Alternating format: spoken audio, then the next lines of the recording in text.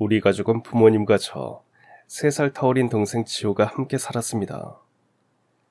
아버지는 택시를 운전하셨고, 어머니는 새들어 사는 주인집 아저씨의 공장에서 일하셨습니다. 좁은 단칸방에서 4식구가 부대끼며 살할 정도로 가난했지만, 그래도 행복했습니다. 지호나 지호야, 공부 열심히 해라. 아빠가 못 배운 한을 너희들이 풀어야 한다. 우리는 가난해도 마음 많은 부자로 살자. 비록 넉넉하지 않았지만 가족이 함께 있다는 것만으로도 충분히 따뜻했습니다. 저녁이면 온 가족이 둘러앉아 밥을 먹으며 하루 있었던 일들을 나누었습니다. 그러던 어느 날 모든 것이 한순간에 무너져 내렸습니다. 그날 아침 엄마는 부엌에서 반찬통을 챙기시고 아버지는 셔츠 소매를 걷어붙이며 지호야, 저녁엔 된장찌개 끓여달라 할까? 하고 웃으셨죠. 그렇게 평소와 다름없는 아침이었는데 그게 우리 가족이 함께한 마지막이 될 줄은 마주보며 웃던 4식구 중 누구도 몰랐습니다. 그날은 갑자기 예보에도 없던 비가 억수같이 쏟아졌습니다. 아침 일찍 공장에 가신 어머니가 우산이 없으셨고 평소 금슬이 좋으셨던 아버지가 우산을 들고 직접 마중을 나가셨습니다. 그리고 함께 우산을 쓰고 집으로 돌아오시던 길에 빗길에 미끄러진 트럭에 치이셨고 아버지는 그 자리에서 바로 돌아가셨고 엄마는 병원으로 옮겨졌지만 병원으로 달려온 저희를 본 후 조용히 눈을 감으셨습니다. 병원 침대에 누운 엄마는 기운 없는 손으로 제 손을 꼭 잡고 속삭이듯 말하셨어요. 지훈아, 네가 형이니까 동생 지호 잘 챙겨야 한다. 그 말이 엄마의 마지막 말이었습니다. 그렇게 고작 중학교 3학년이던 저와 초등학교 6학년이던 동생은 검은 상복을 입고 부모님의 영정사진 앞에 서야 했습니다. 눈앞에 놓인 영정사진이 마치 꿈속의 한 장면처럼 느껴졌습니다. 저는 아무 말도 할 수 없었습니다. 그저 붉게 물든 눈으로 조용히 바닥만 바라보고 있을 뿐이었습니다. 장례식장에는 많은 사람들이 찾아왔습니다. 명절 때만 겨우 보던 고모, 삼촌, 이모들도 각자 어색한 표정으로 찾아왔습니다. 어린 저희는 조금은 낯설기는 했지만 그래도 친척들이니 당연히 그들 중 누군가가 저희를 데려가 줄 줄 알았습니다. 하지만 현실은 달랐습니다. 애들은 어떻게 해? 글쎄, 우리도 애들이 많잖아. 집도 넉넉한 형편은 아니고. 나도 지금 대학 보내는 애들 때문에 여유가 없어. 안 됐지만 각자 사정이 있으니까 어쩔 수 없지. 친척들은 입으로는 안쓰럽다고 하면서도 결국 아무도 저희를 데려가겠다는 말은 하지 않았습니다. 저는 조용히 고개를 숙였고 동생은 불안한 눈빛으로 저와 친척들을 번갈아 바라볼 뿐이었습니다. 요즘은 고아원도 잘 돼 있대. 애들 공부도 시켜주고 밥도 잘 나온다더라. 그래, 거기 들어가면 그래도 기본적인 건 다 해주니까. 장례식이 모두 끝난 후 친척들은 앞으로 어떻게 하자는 말도 온다 간다는 말도 없이 모두 떠났습니다. 장례식장에 홀로 남겨진 채 우는 동생을 보며 저 역시 울고 싶었지만 그럴 수 없었습니다. 어머니의 마지막 당부는 지켜야 했으니까요.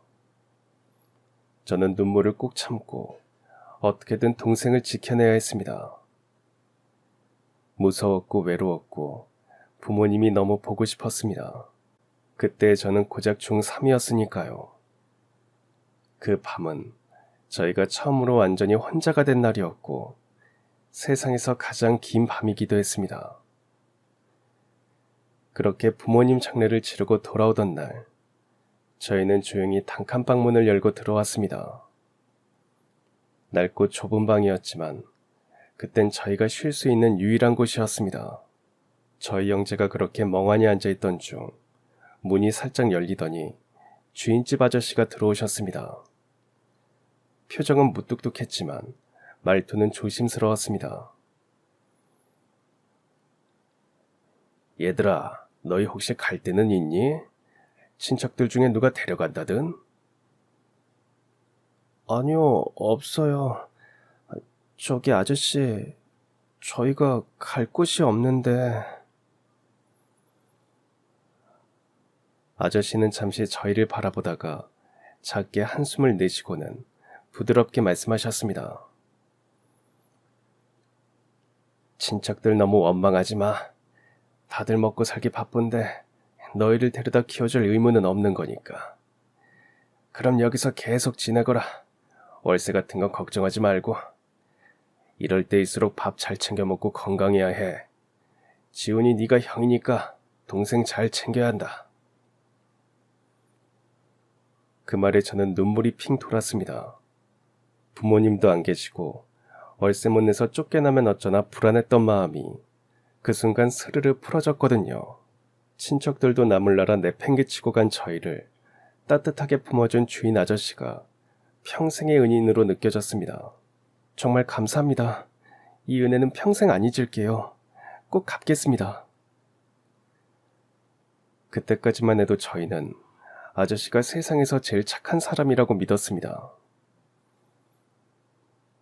형 진짜 다행이다. 그치? 너무 고마운 분이야. 우리 꼭 열심히 살자. 열심히 살아서 나중에 이 은혜 꼭 갚자. 그리고 그해 중학교를 졸업한 저는 고등학교에 가지 않았습니다.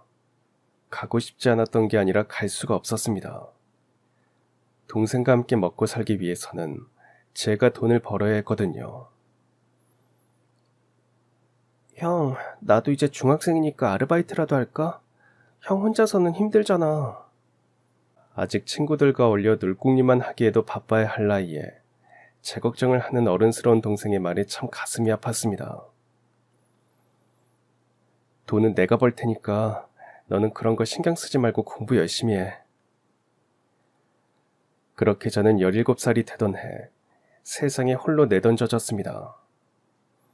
하루아침에 가장이 되어 어린 동생 하나 먹여 살리겠다고 발버둥을 치기 시작했죠. 매일 새벽 눈을 비비고 일어나 300가구가 넘는 집에 신문을 돌렸습니다. 단 하루도 빠질 수 없었고 늦을 수도 없었습니다. 신문 배달이 끝나면 자전거에 우유 상자를 싣고 다시 집집마다 돌았습니다. 자전거가 흔들릴 때마다 넘어질까 조마조마했지만 손에 힘을 주고 페달을 밟았고 우유병을 문 앞에 조심스레 내려놓을 때까지도 온 신경을 곤두세웠습니다. 곧바로 전단지를 들고 거리로 나섰습니다. 치킨집, 피자집, 학원, 미용실, 하루 종일 걷고 또 걸으며 전단지를 돌렸습니다. 다리가 후들거리고 입이 바싹 말라도 멈출 수 없었습니다. 벌어온 돈이 곧 동생 밥값이었으니까요. 점심 무렵엔 동네 가게들을 돌며 쌀포대, 생수 박스, 라면 상자 같은 무거운 짐을 날랐습니다. 어른들도 꺼리는 일들을 아직 키도 덜 큰 제가 허리를 굽혀 해냈죠. 팔이 뻐근하고 손끝에 감각이 사라질 때까지 짐을 들었습니다. 집에 돌아오면 몸은 만신창이었지만 동생 얼굴만 보면 다시 마음을 다잡을 수 있었습니다. 그게 17살의 제가 할 수 있는 전부였으니까요. 누가 시켜서가 아니라 그렇게라도 하지 않으면 우리 둘 다 버틸 수 없었거든요. 어느 날 가게 주인이 말했습니다. 이 나이에 이렇게 부지런한 애는 처음 보는구나. 동생이랑 둘이 살아서요. 생활비를 제가 벌어야 돼서요. 그래도 너무 무리하지 마. 그러다 몸 상하면 말짱 도루묵이야. 하지만 저는 무리할 수밖에 없었습니다. 누군가는 버텨야 했고 그게 저였으니까요. 저녁이 되면 식당으로 가서 배달 아르바이트를 했습니다. 거기서도 사장님이 걱정스러운 얼굴로 물으셨습니다. 너 잠은 자면서 일하니? 그러다 큰일 난다. 네, 집에 가면 바로 자요. 걱정 마세요. 그렇게 벌어들인 돈으로 공과금을 내고 동생 학원비랑 학용품을 마련했습니다. 주인집 아저씨가 밥은 와서 먹으라고 배려해 주셨지만 매번 찾아가는 것도 민망해서 가끔 눈치 보며 얻어먹곤 했습니다. 하지만 세상은 17살인 제게 그리 만만하지 않았습니다. 어린 나이라고 일을 시켜놓고 돈을 안 주는 사람도 있었고 시급을 반토막 내거나 하루치 일당을 떼먹는 일도 다반사였죠. 처음엔 따지기도 했지만 점점 아무 말도 못하고 그냥 참게 되더라고요. 일자리를 잃을까 두려웠고 싸우는 데 쓸 기운조차 없었으니까요. 그럴 때마다 주인집 아저씨가 슬그머니 다가와 말을 걸어주셨습니다. 또 어디서 돈 떼인 거야? 아유, 참 나쁜 놈들이 다 있네. 어린애라고 그냥 이용해 먹으려더니. 괜찮아요. 사실 일 시켜주는 것만도 감사해서요. 감사는 무슨, 그런 건 감사할 일이 아니야. 넌 분명 착실하게 살고 있으니까 언젠가는 다 보상받을 거다. 지금은 몰라도 세상은 그렇게만 흘러가진 않더라고. 그 말이 저한텐 참 큰 힘이 됐습니다. 짧은 위로였지만 그 순간 저는 아무 말도 못하고 고개만 끄덕였습니다. 그렇게 하루하루를 버텨냈고 그 덕분에 제 동생은 공부를 이어갈 수 있었습니다. 하지만 주인집 아저씨의 그 모든 친절이 결국은 가면이었다는 걸 알게 되기까지는 그리 오랜 시간이 걸리지 않았습니다. 그날도 온몸이 땀에 젖은 제 집에 들어왔는데 주인집 아저씨가 마당 한쪽에서 저를 조용히 부르셨습니다. 지훈아, 너 요즘도 아침부터 밤까지 일하러 다니지? 네, 힘들긴 하지만 괜찮아요. 제가 벌어야 저랑 동생 먹고 살죠. 근데 그렇게 여러 군데 뛰는 건 너무 힘들잖아. 차라리 우리 회사에서 같이 일해보는 건 어때? 너 일 성실하게 하는 건 내가 몇 달을 봤어. 처음엔 쉬운 일부터 천천히 배우면 되고 월급도 정식으로 줄 거야. 정말요? 저야 감사하죠. 근데 저 아직 나이도 어리고 괜찮으시겠어요? 괜찮고 말고. 너희 엄마도 예전에 우리 회사에서 일하셨잖아. 내일부터 한번 나와봐. 같이 해보자. 그 말을 듣고 제 얼굴엔 모처럼 환한 웃음이 번졌습니다. 그동안 이곳저곳 불안하게 떠돌던 제게 처음으로 직장이라는 게 생긴 순간이었으니까요. 그때까지만 해도 전 믿었습니다. 주인집 아저씨가 정말 저희를 도우려 한다고, 이제는 조금 안정을 찾을 수 있을 거라고요. 다음날 아침 7시, 저는 새 옷을 꺼내 입고 긴장한 얼굴로 회사에 나갔습니다. 주인집 아저씨네 회사는 건설자재를 취급하는 중소업체였습니다. 창고와 야적장이 붙어있는 철근과 시멘트가 쌓여있는 공간이었고 직원들은 대부분 투박하고 거칠지만 바쁜 손길로 일하고 있었습니다. 자, 여기서 일하면 된다. 창고 정리 좀 하고 시멘트 좀 나르고 직원들이 뭐 시키는 거 있으면 하면 돼.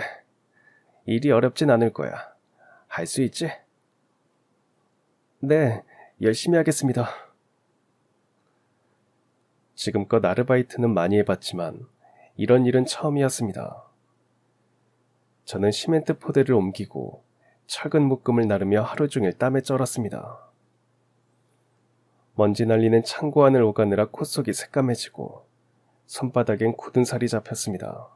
그래도 회사라는 공간에서 정식으로 일한다는 사실이 어쩐지 뿌듯했습니다. 일을 시작한 지 얼마 지나지 않아 직원들이 저를 지켜보며 조심스레 말을 건넸습니다. 네가 박순자 씨 아들이니? 아휴, 고생 많지? 아유, 김 사장도 참 이렇게 어린애한테 별일을 다 시키네. 에휴. 아니에요. 괜찮아요. 제가 배우고 싶어서 하는 거예요. 무슨 사정인지는 모르겠다만 너무 무리하지 마. 여기서 다쳐도 회사가 책임 안 져준다. 그 말에 잠시 멈칫하긴 했지만 저는 고개를 끄덕이며 다시 일터로 향했습니다. 저 같은 나이에, 그것도 동생까지 책임지는 처지에 이 정도 일자리라도 생긴 게 어디냐는 생각뿐이었거든요. 며칠 후엔 또 다른 직원이 쉬는 시간에 조용히 제 옆에 다가왔습니다. 얘야, 김 사장님 말 너무 고지고대로 믿지는 마라. 네 엄마도 그 사람 밑에서 고생 많이 했어. 자기네 단칸방에 산다고 어찌나 일저일 시키든지. 아휴. 그때는 그 말들이 무슨 의미인지 제대로 와닿지 않았습니다.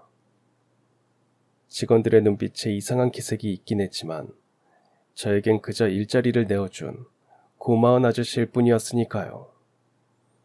그래서 더 열심히 일했습니다. 몸이 부서져라 일하면서도 속으로는 아저씨께 보답하는 마음으로 버텼습니다. 그저 성실하게 일하면 언젠가는 정말 괜찮아질 거라고 믿고 싶었습니다. 그렇게 한 달이 지나고 저도 어느 정도 일에 익숙해질 무렵 드디어 첫 월급날이 찾아왔습니다. 처음으로 월급을 받는다는 사실에 저는 괜히 마음이 두근거렸습니다. 몸은 고됐지만 돈이 들어오면 그동안의 수고가 보상받는 기분일 거라 생각했거든요. 작업을 마치고 나오는 저를 주인집 아저씨가 불렀습니다. 수고했다. 여기 월급이다. 아직 일은 좀 서툴지만 네가 열심히 하니까 조금 더 얹어서 줬어. 앞으로도 계속 성실히 해야 한다. 두 손으로 봉투를 꼭 쥐며 저는 괜히 마음이 뭉클해졌습니다. 수십 개의 아르바이트를 전전할 땐 이런 직장인의 월급날 같은 걸 상상도 못했으니까요. 그날 밤 저는 동생과 마주 앉아 조심스럽게 봉투를 열었습니다. 50만 원? 이건 아르바이트비보다도 적은데? 봉투 속 지폐를 세어보다 말고 저는 한참 동안 멍하니 그 자리에 앉아 있었습니다. 한 달 내내 새벽부터 밤까지 땀에 절고 먼지를 뒤집어쓰며 일했는데 그 대가가 고작 50만 원이라는 사실이 쉽게 믿기지 않았습니다. 몇 번이고 손끝으로 지폐를 세봤지만 숫자는 바뀌지 않았습니다. 그날 밤 저는 좀처럼 잠들 수 없었습니다. 혹시 실수일지도 모른다는 생각에 마음을 추슬렀고 다음날 아침이 밝자마자 조심스레 사장님을 찾아갔습니다. 사장님, 저 월급이 뭔가 잘못된 것 같아서요. 혹시 착오가 있으신 건지. 아? 잘못 들어갔다고? 50만 원 아니니? 그게 다른 직원분들 보니까 처음엔 120만 원 정도 받으셨다던데요. 그 말을 꺼내는 순간 사장님의 얼굴이 딱 굳었습니다. 제가 알던 푸근한 아저씨가 아닌 낯선 얼굴의 사장님이 제 앞에 있었습니다. 마치 가면을 벗은 것처럼 전혀 다른 사람이 된 것 같았습니다. 웃지도 않고 아무 말 없이 제 얼굴을 잠시 바라보던 눈빛은 차갑고 낯설었습니다. 그제야 저는 무언가 이상하다는 걸 느끼기 시작했습니다. 처음 이곳에 왔을 땐 아저씨가 정말 저희를 도와주려는 줄 알았습니다. 그런데 뭔가 잘못된 방향으로 흐르고 있다는 기분이 서서히 몸을 파고들기 시작했습니다. 야, 그 사람들은 정직원이고 넌 일 배우는 수습이잖아. 원래 수습은 월급의 70% 주는 거야. 설마 처음부터 월급 다 받는다고 생각한 거냐? 근데 하루에 16시간씩 일했어요. 솔직히 아르바이트 할 때보다도 적은데요. 당연히 그동안 밀린 월세랑 밥값, 관리비 계산해서 뺐지. 그 말을 듣는 순간 머리가 멍해졌습니다. 마치 누가 뒤통수를 세게 친 것처럼 어안이 벙벙했습니다. 근데 그건 아저씨가 그냥 살라고 하셨잖아요. 돈 얘기 한 번도 안 하셨는데요. 그냥 살라고 했지. 공짜로 살라고 한 건 아니잖아. 세상에 공짜가 어딨어. 아저씨는 코웃음을 치며 한술 더 떴습니다. 너도 세상 물정 좀 알아야지. 내가 언제 그냥 공짜로 살라 그랬냐? 사실 말이 나와서 그렇지. 내가 돈 빼고 주기 전에 네가 이제 월급 받으니까 알아서 월세 내겠습니다 해야 하는 거 아니냐? 얘가 개념이 없어. 그 말을 듣는 순간 그동안 공장 직원들이 건넸던 말들이 주마등처럼 떠올랐습니다. 김 사장 너무 믿지 마라. 너무 무리하지 마. 여기선 다쳐도 책임 안 져줘. 그땐 그냥 어른들이 걱정해 주시는 말인 줄만 알았습니다. 아무 의미 없이 들렸던 그 말들이 이제 와서야 가슴 깊이 박혀왔습니다. 그리고 살아생전 엄마의 모습이 불현듯 머릿속에 떠올랐습니다. 주인집 대문 앞에서 고개를 푹 숙이고 말끝을 흐리던 엄마. 사소한 부탁 하나에도 죄송하다는 말을 먼저 꺼내던 엄마. 괜히 눈치 보며 급히 뒷정리를 하던 모습. 그게 다 이런 이유였던 걸까요? 엄마도 이 집에서 그렇게 끌려다니고 참아가며 버티고 계셨던 거였구나. 그걸 그제서야 저는 알아챘습니다. 그럼 앞으로도 계속 이 금액인가요? 석 달 뒤에는 수습딱지 때니까 그때는 당연히 더 주지. 하지만 그 돈으로는 동생과 두 사람 생활비 하기도 빠듯했습니다. 저의 표정을 읽은 듯 아저씨는 거기서 말을 멈추고 천천히 저를 위아래로 훑어보더니 입꼬리를 살짝 비틀며 말했습니다. 왜? 싫어? 그렇게 싫으면 우리 집에서 나가야지 뭐. 근데 너희들 나가서 어디 살 건데? 받아줄 때라도 있어? 그럼 저 그냥 다시 아르바이트 할게요. 그게 나을 것 같아요. 그래. 그럼 당장 우리 집에서도 짐 싸. 우리 공장에서 일도 안 하는 사람을 내가 왜 우리 집에 재워? 너희 엄마가 우리 공장에서 일했으니까 방 내준 거였지? 지금은 너희 같은 애들 줄 서 있어도 방 못 준다. 그 말에 저는 할 말을 잃었습니다. 엄마가 얼마나 조심스러웠는지, 왜 늘 불편한 눈빛으로 이 집 식구들을 마주했는지, 그 모든 게 다 이유가 있었구나 싶었습니다. 이젠 완전히 본색을 드러낸 아저씨는 점점 목소리를 높이며 저를 몰아세웠습니다. 부모도 없이 떠드는 거 불쌍해서 받아줬더니 감사한 줄도 모르고. 나 아니었으면 너희 지금 이렇게라도 살 수 있었을 것 같아? 머리에 피도 안 마른 게 어디서 은혜도 모르고 덤벼. 저는 주먹을 꽉 쥐었습니다. 입술이 파르르 떨렸고 눈앞이 시큰거렸습니다. 울고 싶지 않았지만 그 말이 또 틀린 말도 아니었기 때문입니다. 부모님 돌아가신 뒤 어느 친척도 저희에게 손을 내밀지 않았고 전화 한 통, 안부 하나 없었습니다. 진짜로 우리는 어디 갈 곳이 없는 존재였던 겁니다. 그날 밤 집에 돌아온 제 얼굴을 본 순간 동생은 무슨 일이 있었는지 바로 눈치챘을 겁니다. 저는 말없이 현관문을 닫고 그대로 방 한구석에 털썩 주저앉았습니다. 그날 밤 저는 처음으로 동생 앞에서 울었습니다. 참고 또 참았는데 그날은 도저히 참을 수가 없었습니다. 믿었던 사람한테 뒤통수를 맞았고 그 사람은 우리가 갈 데도 없고 누구한테 기대지 못한다는 걸 너무 잘 알고 있었습니다. 그래서 더 뻔뻔하게 대놓고 우리를 이용했던 거였습니다. 그리고 그날 이후로 아저씨는 그런 속셈을 숨기지도 않았습니다. 일이 바쁘니까 오늘부터 야근 좀 해. 지호가 집에 혼자 있는데요. 우리 집에 있는데 무슨 걱정이야? 그럼 수당도 주시는 거죠? 다른 분들은 야근 수당 받으시던데. 그 말에 아저씨는 코웃음을 치듯 웃으며 말했습니다. 아이고, 별걸 다 묻는다. 당연히 주지. 내가 야근시키고 수당도 안 주는 양아치인 줄 아냐?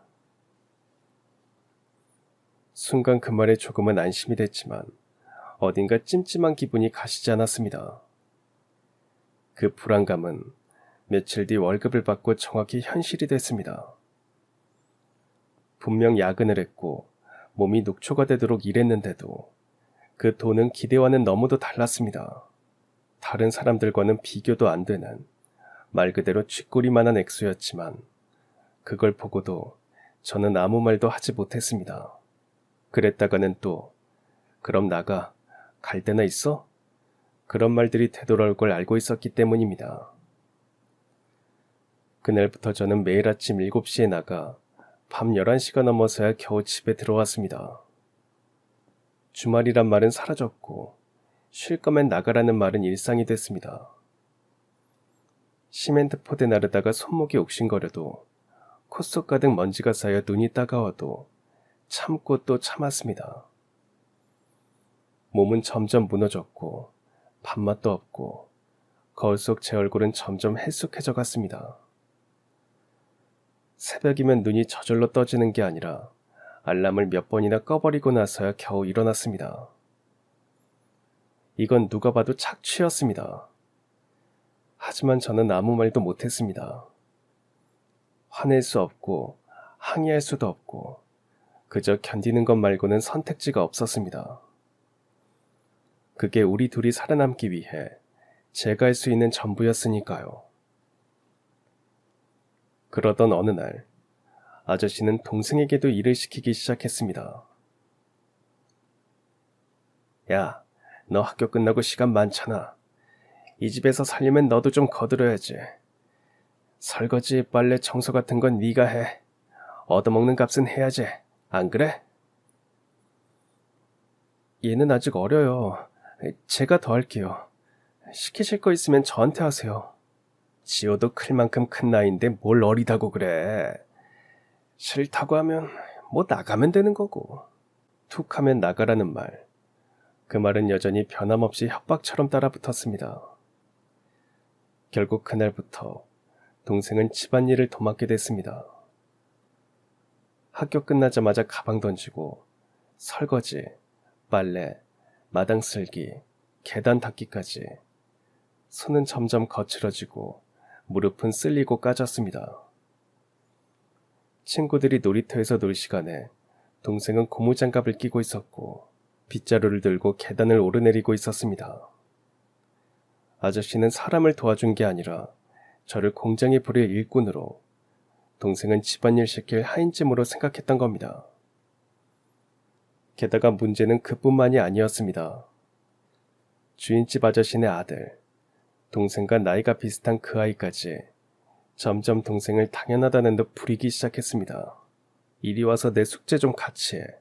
편의점 좀 갔다 와. 시간 될 때 내 방 깨끗하게 치워놔. 처음엔 장난인 줄 알았지만 그 애는 점점 더 노골적으로 동생에게 일을 시켰고 동생은 그 말에 묵묵히 대답도 못하고 움직였습니다. 심지어 어느 날은 친구들을 데려와서는 동생에게 음료수 좀 가져오라고 시켰습니다. 친구들 앞에서 동생을 부리는 게 마치 자랑이라도 되는 듯한 태도였습니다. 그 모습을 보고 있자니 속이 뒤집히고 피가 거꾸로 솟는 기분이었습니다. 그렇게 저희 형제는 회사와 집, 각자 다른 장소에서 머슴처럼 하루하루를 견뎌야 했습니다. 저는 새벽 5시에 나가서 밤 12시가 넘어서야 겨우 집에 들어왔고 동생은 학교 끝나고부터 자기 전까지 집안일에 심부름에 애한테까지 부림받으며 지냈습니다. 하지만 누구도 저희를 챙겨주지 않았고 그 누구에게도 하소연할 수 없었습니다. 그렇게 하루하루를 그저 버텨야만 했습니다. 그러던 어느 날 밤, 그날도 저는 지친 몸을 이끌고 겨우 단칸방 문을 열었습니다. 평소 같았으면 이미 잠들어 있었을 동생이 불 꺼진 방 안에서 조용히 앉아 저를 기다리고 있었습니다. 형 괜찮아? 얼굴색이 너무 안 좋아 보여. 그날따라 제 얼굴이 평소보다 더 안 좋아 보였던 모양입니다. 눈밑은 파랗게 꺼져 있었고 입술은 갈라져 말라 있었습니다. 동생은 저를 한참 바라보다 꼭 참고 있던 말을 꺼냈습니다. 형, 나 진짜 더는 못 살겠어. 이러지 말고 우리 도망가자. 저는 말없이 고개를 떨궜습니다. 입술을 꼭 깨물다가 조용히 입을 열었습니다.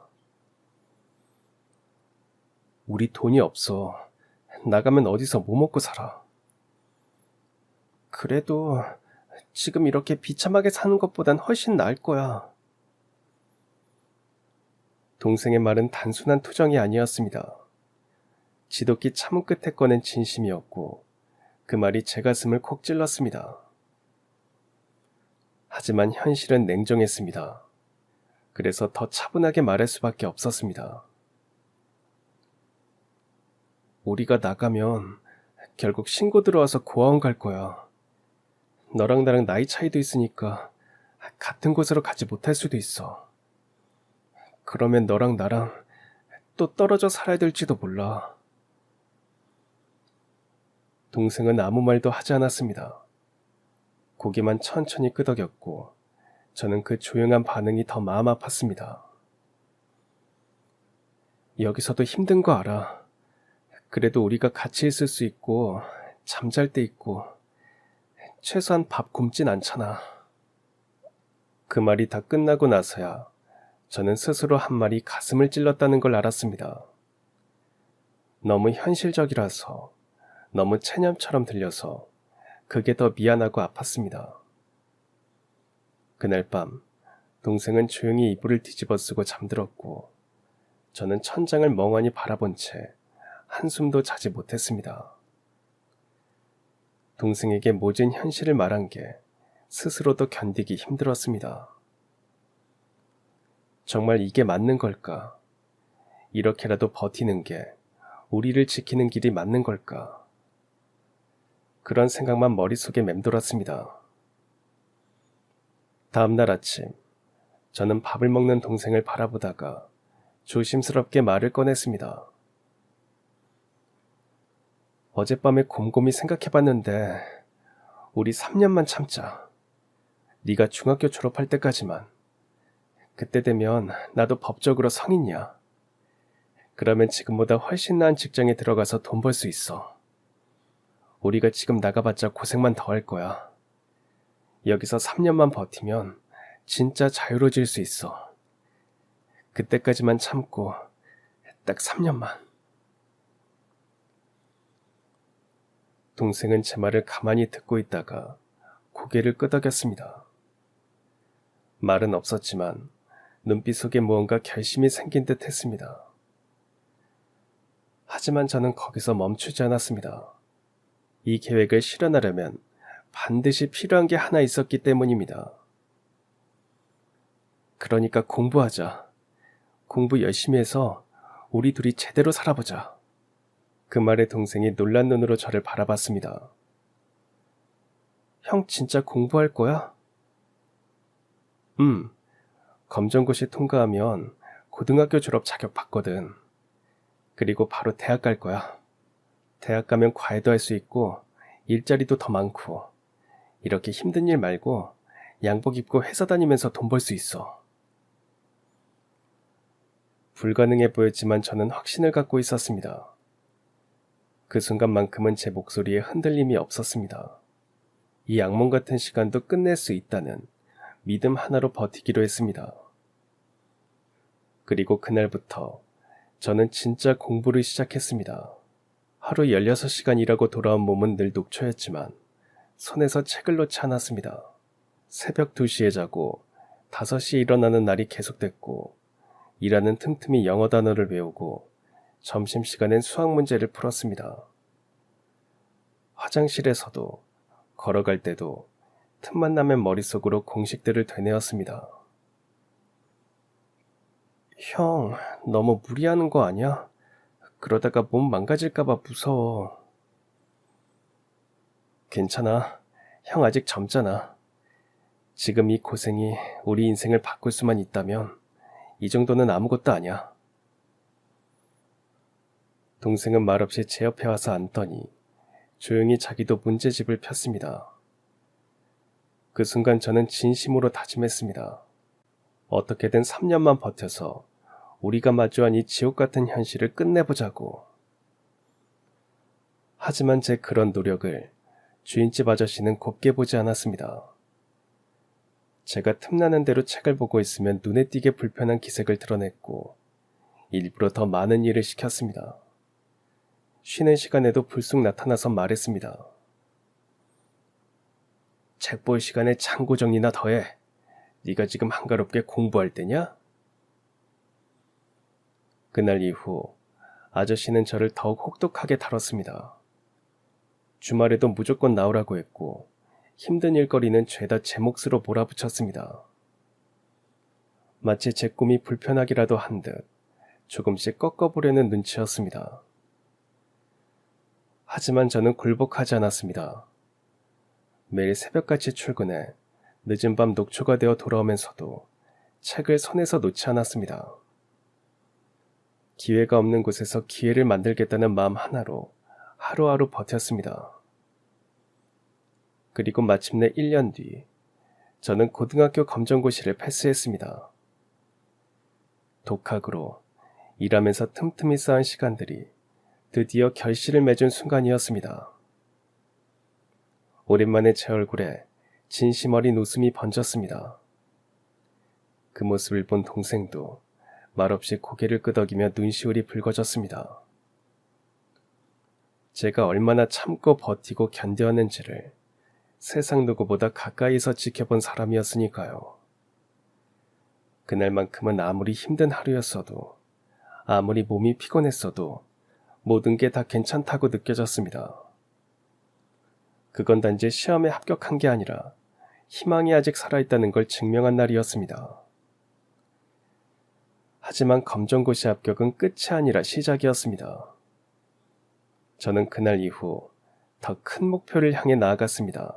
고등학교 전과정을 스스로 정리했고 부족한 과목은 따로 노트를 만들어가며 공부했습니다. 대학만 가면 진짜 우리 인생이 바뀔 거야. 지금은 힘들어도 그때까지만 버티면 돼. 저는 그 말처럼 저는 하루 종일 일하고 돌아와서도 책을 손에서 놓지 않았습니다. 틈틈이 영어 단어를 외우고 점심시간엔 수학 문제를 풀고 화장실에서도 길을 걸을 때도 머릿속엔 공식과 단어가 떠나질 않았습니다. 그런 제 모습을 본 공장 직원 몇 분이 조용히 다가와 주셨습니다. 처음엔 음료수를 슬쩍 건네주시거나 반찬을 더 얹어주시던 분들이 어느 날은 이렇게 말씀하셨습니다. 우리가 반장한테 몰래 말해놓을게. 주말이랑 야근은 좀 쉬어. 대학 가려면 공부해야지. 우리가 돈은 못 줘도 그런 건 도와줄게. 그때부터 저는 공장 직원분들의 도움으로 주인집 아저씨의 눈을 피해 주말 근무와 야근을 빠질 수 있게 되었고 그 시간만큼 더 공부에 집중할 수 있었습니다. 물론 주인집 아저씨는 여전히 제가 공부하고 있는 걸 못마땅해 하는 눈치였습니다. 제가 책을 보고 있으면 괜히 불러서 심부름을 시키거나 쉬는 시간에도 나가서 일하라고 하셨습니다. 하지만 저는 흔들리지 않았습니다. 이건 누가 시켜서가 아니라 제가 우리 인생을 바꾸겠다고 결심한 일이었으니까요.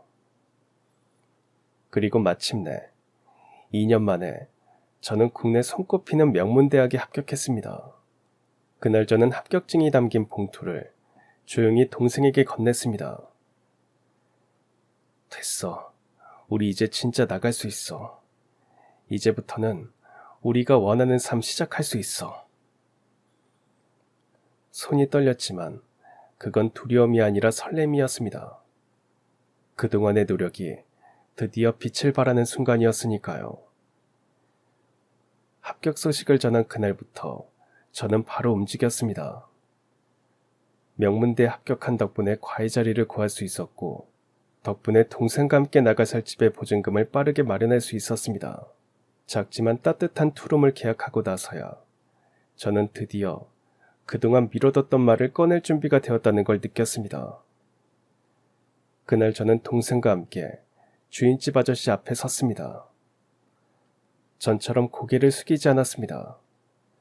등을 곧게 펴고 목소리는 흔들림 없이 단단했습니다. 사장님, 그동안 감사했습니다. 저희 이제 이 집을 나가겠습니다. 아저씨는 순간 얼굴이 굳었습니다. 뭐? 나간다고? 너 진짜 대학 붙었어? 네, 합격했습니다.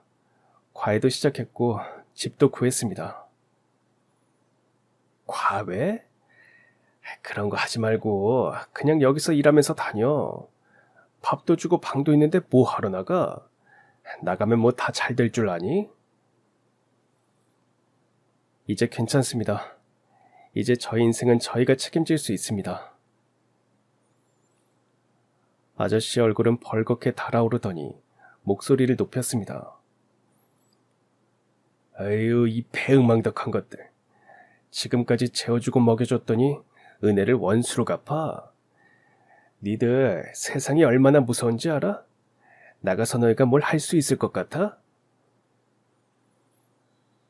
하지만 저는 전혀 흔들리지 않았습니다. 그 말에 휘둘릴 만큼 약하지 않았고, 그동안 우리가 얼마나 열심히 살아왔는지 누구보다 잘 알고 있었습니다. 저희가 여기서 일한 시간, 그만큼의 몫은 다했다고 생각합니다. 도움 주신 건 감사했어요. 하지만 이제는 저희 스스로 살아볼게요. 아저씨는 입을 열듯하다 닫았습니다. 옆에 있던 동생은 고개를 들고 조용히 서 있었습니다. 그 눈빛엔 처음으로 희망이라는 감정이 자리 잡고 있었습니다. 그렇게 저희는 드디어 그 단칸방을 떠났습니다.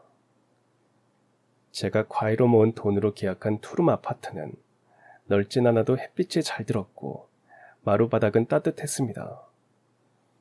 거실과 주방이 나뉘어 있었고 방도 2개나 있었죠.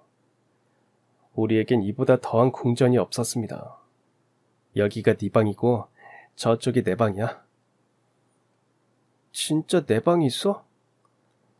그럼 이제 누구 눈치 안 봐도 돼. 네 공간이야. 동생은 자기 방을 한참 둘러보더니 바닥에 주저앉아 웃기만 했습니다. 그 표정은 말하지 않아도 다 느껴졌습니다. 이제 진짜 자유야. 앞으로 더 열심히 살자. 그날 저녁, 동생은 벽에 작은 포스트잇을 붙이며 다짐을 적었습니다. 형처럼 되기, 형처럼 포기하지 않기. 그 문장을 보고 저는 가슴이 먹먹해졌습니다. 제가 보여주고 싶었던 게 바로 그것이었으니까요. 절망 속에서도 길은 있다는 걸. 새집에서의 생활은 정말 꿈만 같았습니다. 저는 명문대에 진학한 뒤에도 과외를 계속하며 학비와 생활비를 충당했고, 처음으로 제 삶을 제 손으로 만들어가고 있다는 뿌듯함을 느꼈습니다. 수업을 들으러 캠퍼스를 향하던 아침의 공기, 도서관에 앉아 전공 서적을 펼치던 순간들, 모두가 새로웠고 살아있다는 실감이 났습니다. 동생은 중학교 3학년이 되어 고등학교 진학을 준비했습니다. 예전 같으면 학원도 못 다니고 참고서 한 권조차 부담스러웠겠지만, 제가 틈틈이 공부 습관을 봐주고 시험 기간엔 기출문제도 함께 풀어줬습니다. 동생은 점점 스스로 계획을 세우고 실천할 줄 아는 아이로 자라났습니다. 성적도 꾸준히 올라갔고 선생님들한테도 칭찬을 자주 받았습니다. 그렇게 3년이 지나 드디어 동생도 대학 입시에 도전하게 되었습니다. 동생은 평소 꿈꾸던 의대를 목표로 공부했고, 저는 옆에서 필요한 자료를 챙기고 면접 준비까지 함께 했습니다. 그리고 드디어 동생은 제가 다니는 대학의 의대에 합격했습니다. 동생의 대학 합격 소식을 듣는 순간 저는 눈물이 핑 돌았습니다. 동생이 한 말보다 그 표정 하나에 모든 게 담겨 있었습니다. 수없이 외롭고 치열했던 시간들, 그걸 이겨낸 동생이 자랑스럽고 대견해서 저는 말없이 그의 어깨를 감싸 안았습니다. 정말 잘했다. 진짜 자랑스러워. 저는 대학 4학년이 되어 취업을 준비했고, 저 역시 국내에서 이름만 대면 다 아는 대기업에 최종 합격했습니다. 지호야, 형 합격했다. 진짜? 형 대단하다. 네 대학 등록금은 형이 책임진다. 넌 걱정 말고 좋은 의사가 될 준비만 해. 형 고마워. 근데 나도 얼른 형처럼 될 거야. 형한테 짐이 아니라 자랑이 되고 싶어. 그 말에 저는 웃으며 고개를 끄덕였습니다. 지금도 충분히 자랑스럽지만 동생은 더 높이, 더 멀리 날아가려 하고 있었습니다. 그렇게 바쁘고도 평온한 날들이 이어지던 어느 주말 오후, 동생과 저는 오랜만에 외출을 나섰다가 한적한 골목에서 예상치 못한 얼굴과 마주쳤습니다. 바로 예전 단칸방 주인 아저씨였습니다. 이게 누구냐? 너희들 맞지? 네, 안녕하세요. 아, 그래. 오랜만이다. 잘 지내냐? 마치 그동안 연락하고 지내던 사이좋은 사이에 할 법한 인사였습니다. 요즘은 뭐하고 지내냐? 공부 계속해? 저는 대기업 전자회사 다니고 있어요. 아저씨의 눈썹이 움찔하며 올라갔습니다. 우와, 거긴 진짜 잘 나가는 데잖아. 어이구야, 너 진짜 출세했구나. 곁에 있던 동생도 인사를 건넸습니다. 안녕하세요. 너도 이제 고등학생은 아니겠네. 네, 이제 의대 다녀요. 아저씨는 잠시 말을 잃더니 어디서 그런 용기가 나왔는지 갑자기 웃으며 어깨를 쓱쓱 내밀었습니다. 야, 봐라. 내가 그때 너희 재워주고 먹여줘서 이렇게 잘 큰 거 아니야. 나 아니었으면 여기까지 못 왔어. 안 그러냐? 그 말에 동생이 제 눈치를 슬쩍 봤고 저는 피식 웃으며 고개를 끄덕였습니다.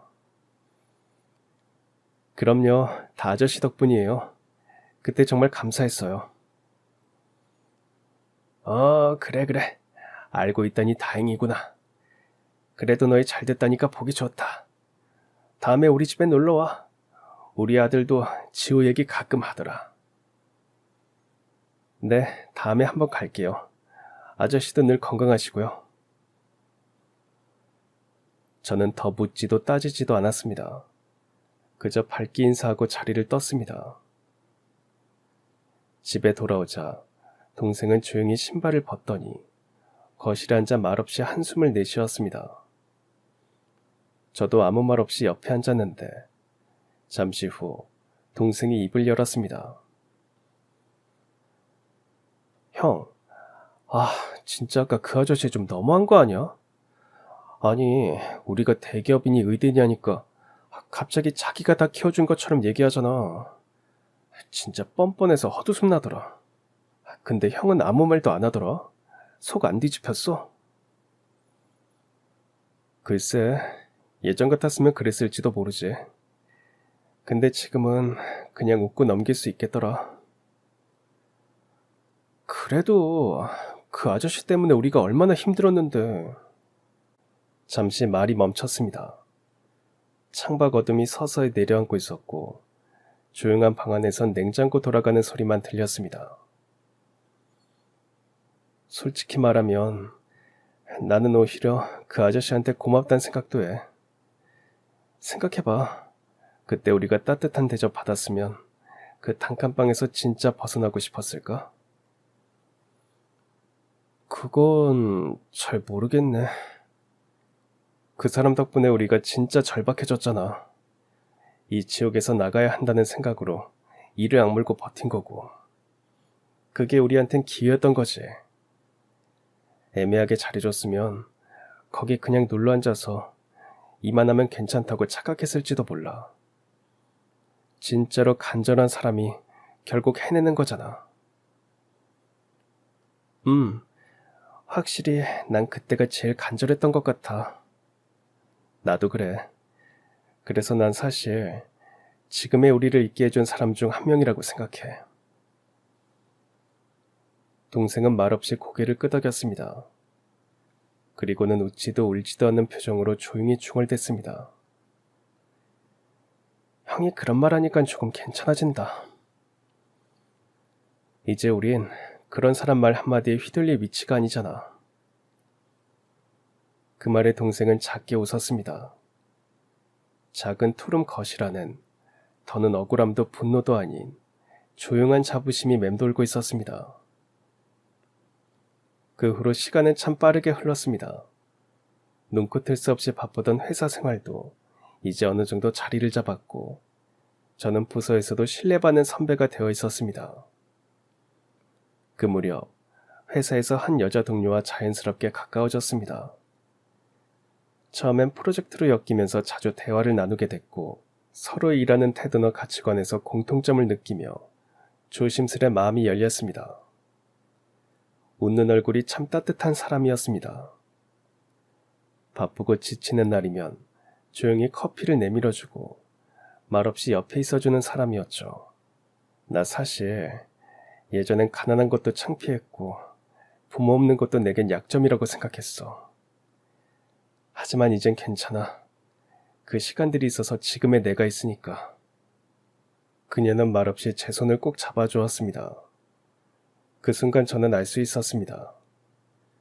이 사람이라면 함께 살아갈 수 있겠구나 하고. 그리고 어느 봄날 작은 예식장에서 소박한 결혼식을 올렸습니다. 많은 것을 갖추진 않았지만 진심과 사랑은 누구보다 단단했습니다. 그리고 제가 결혼한 다음에 동생이 조심스레 제게 말했습니다. 형, 나도 결혼할까 해. 같이 의사로 일하면서 평생 함께할 수 있는 사람 같아. 무섭기도 한데 그 사람이라면 잘 살아갈 수 있을 것 같아. 한편 동생도 의대 생활을 마무리하고 이제 인턴을 준비하는 시기에 접어들었습니다. 의대 생활을 하고 인턴을 준비하던 그 바쁜 와중에도 늘 연락이 오가던 동기 한 명이 있었는데 언젠가부터 둘이 자연스럽게 짝이 되었답니다. 그 말에 저는 한참을 웃었습니다. 어릴 땐 제 뒤에 조용히 숨기 바빴던 동생이 이제 누군가의 손을 잡고 앞장서 나아가려는 걸 보니 그저 뭉클할 뿐이었습니다. 저는 따뜻한 가정을 꾸리고 동생은 의사로서의 삶과 사랑을 함께 쌓아가며 이제는 서로 다른 자리에서 자신만의 이야기를 써내려가고 있습니다. 어느 저녁, 저희는 오랜만에 함께 마주 앉아 식사를 했습니다. 그날도 평소처럼 소박한 식탁이었지만 우리는 그 어떤 호화로운 만찬보다 더 배부르고 더 행복했습니다. 우리 진짜 성공했다. 그치? 예전엔 500원 1000원 아끼겠다고 라면 둘이 나눠 먹었잖아. 근데 이제는 둘이 각자 가정을 꾸리고 있네. 형 덕분이야. 아니, 서로 덕분이었지. 아니지. 형 말대로 그 아저씨 덕분인가? 창밖으로 불빛이 고요히 번지는 밤, 그 작은 식탁 위엔 저희가 함께 이겨낸 시간과 앞으로 함께 걸어갈 미래가 놓여 있었습니다. 이제 우리는 누구에게도 휘둘리지 않고 어디서든 당당하게 말할 수 있습니다. 우리는 잘 살아냈고 앞으로도 잘 살아갈 거야 라고요. 그럼 지금까지 사연 들어주셔서 감사합니다. 사연이 재밌으셨다면 구독과 좋아요 부탁드려요. 감사합니다. 안녕히 계세요.